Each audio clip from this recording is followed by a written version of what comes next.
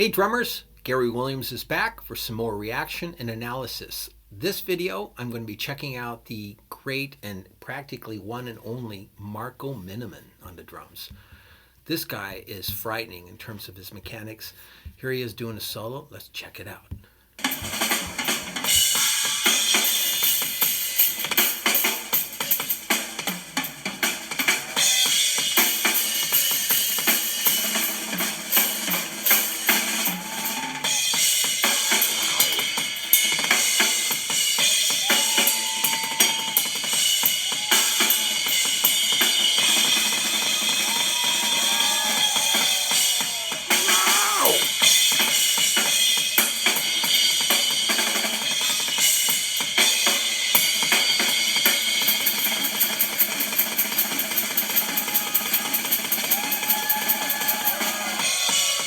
What the heck?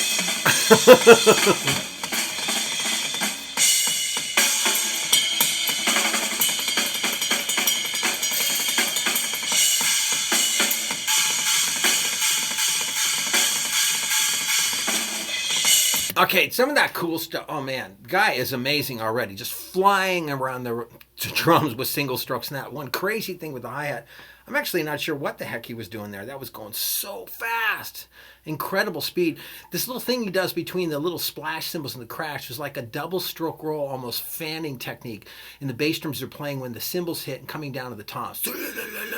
I saw Greg Bissonette do that in a clinic many years ago, and other drummers that have the cymbals mounted up pretty close where they can actually kind of do that sweeping motion or fanning motion to two right hand notes, cymbal drum, two left, cymbal drum, the bass drum with both the cymbal notes, basically.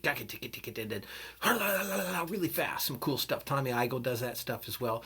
But some cool double bass work. Very solid. I mean, this guy does all these kind of polyrhythms. It's like I think he's in four, and then sometimes I wonder, but I think he does sort of this, what we describe as over the bar line fills and some cool stuff like that. Where I paused it is doing this pattern a lot of drummers play. It's like a one up, three down kind of thing, and sometimes they'll do it right, left, right, and then they'll have the hands play together like a snare and a cymbal crash of different combinations, or tom and cymbal. But the bass drums can be played right, left, right. The way I do it is right, right, left. Some drummers go left, right, right, but it's a really cool little foursome in kind of a triplet fashion, so he's getting into some of this very nice footwork.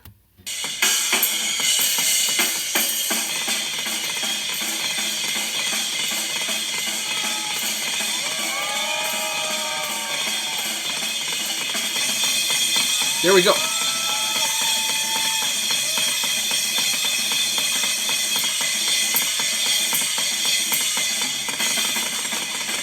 There it is.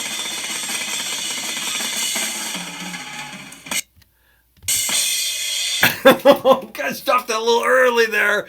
But before, what he was doing is super rapid fire singles and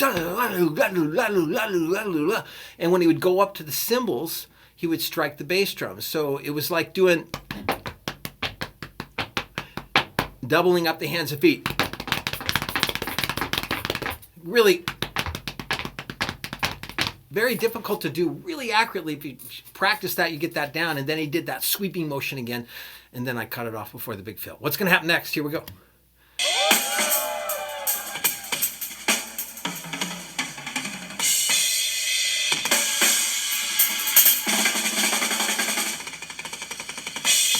Love that call and response.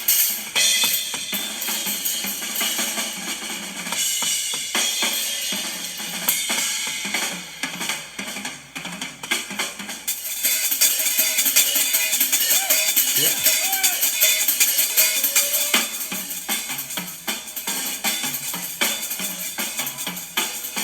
Look at that threesome, the right hand. Yeah.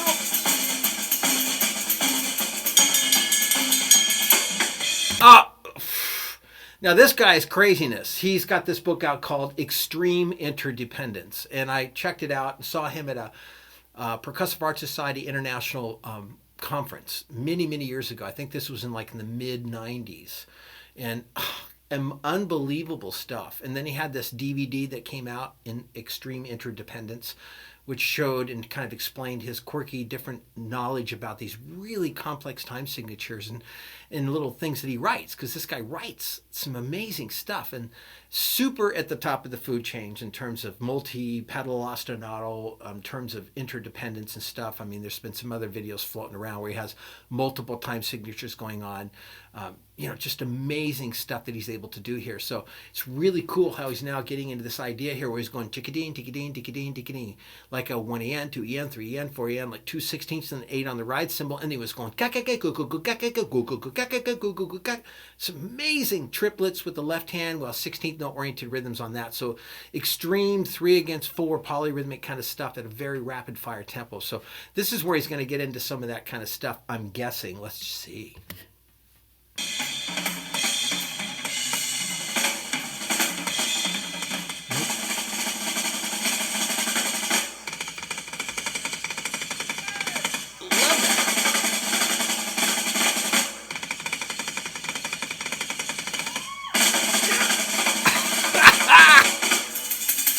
Oh, yeah.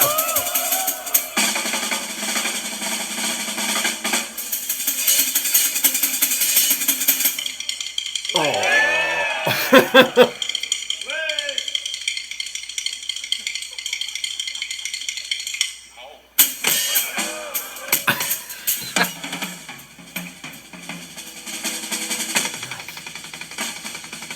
Yes. Ooh. Steady feet. Now the triplets. Whoa.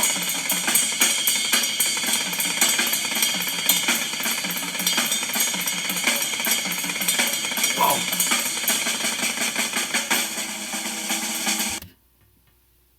Pretty amazing stuff there. So it's almost like he's doing a 3-note pattern, 1 up, 2 down between the left hand and the double bass drum. So that kind of thing. And he's doing that in some kind of a polyrhythmic fashion against the right hand. Again, the extreme interdependence this guy has.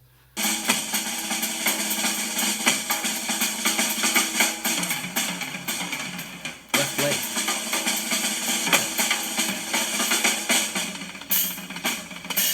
Nice. Right. 1 up, 2 down. 5-stroke rolls. Fanning. Double strokes between the...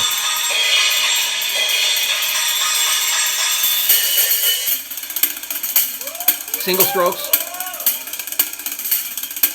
Just really cool, like he's pressuring. Single strokes. Cool.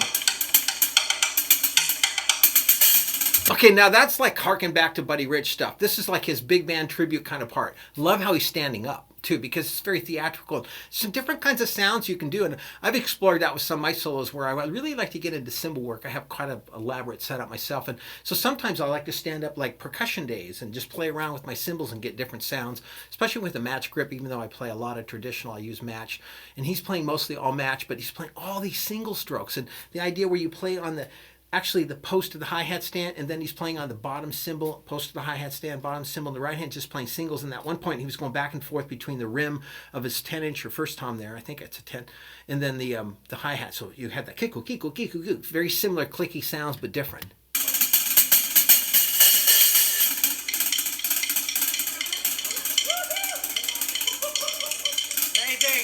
Okay, double strokes fanning off the sticks. Love how he pressures it. Oh, here we go back sticky. Ooh. I love it. Ow!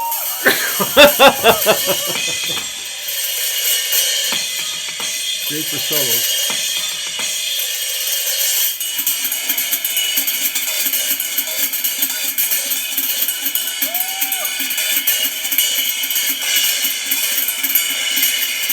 You know what I think those are? Are fours.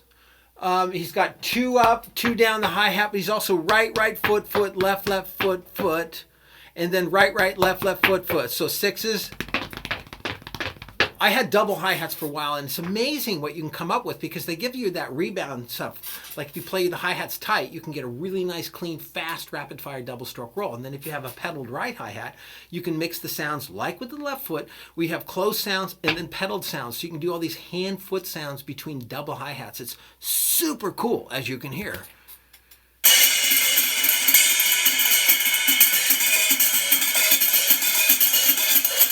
Mostly 2 up, 1 down, or 2 up, 2 down.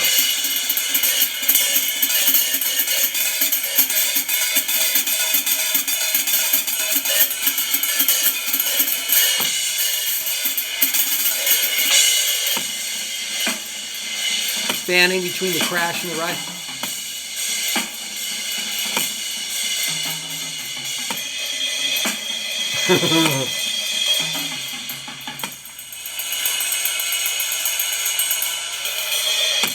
Oh, that's really cool. See that right hand technique?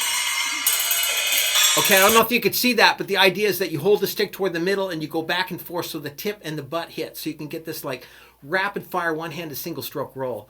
I think I saw a guy named Rick Gratton years ago who did this in a clinic where he reached up to the ride cymbal. It was really cool.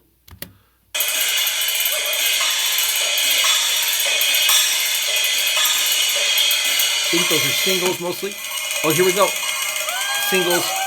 Again, like the hi-hat, playing on the bottom.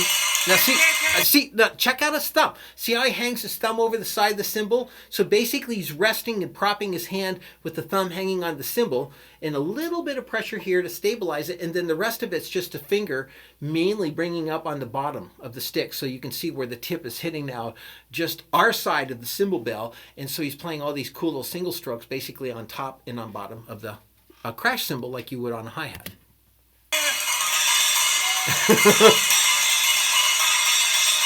Love that oriental. Oh, traditional.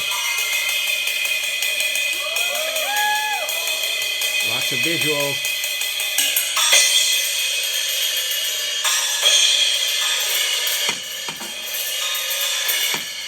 Ooh.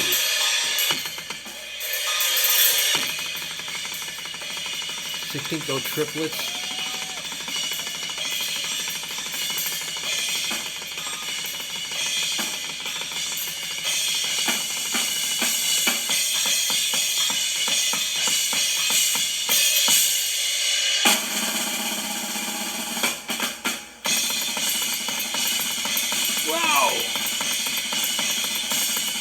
He gets that one-handed roll technique off the rim.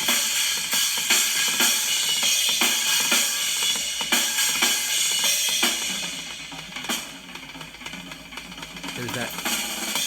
Whoa!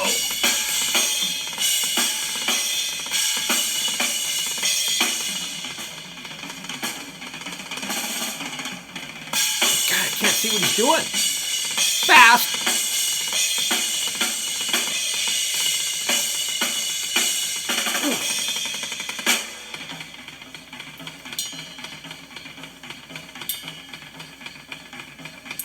I think he's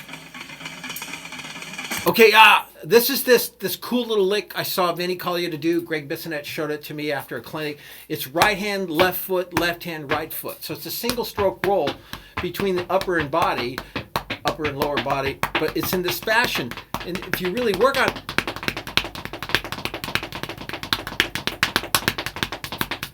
it's very cool. So I think he's doing that. It was a little bunched at first. This is a tough one to just like launch into it and make it clean. And then now it's opening up and you can really hear how fast everything is. Yeah.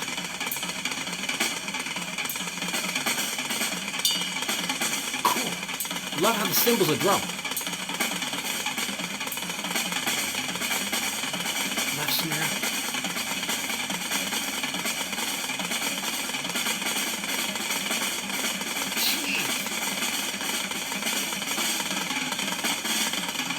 I think this is 2 up, 2 down, 4 up, 2 down.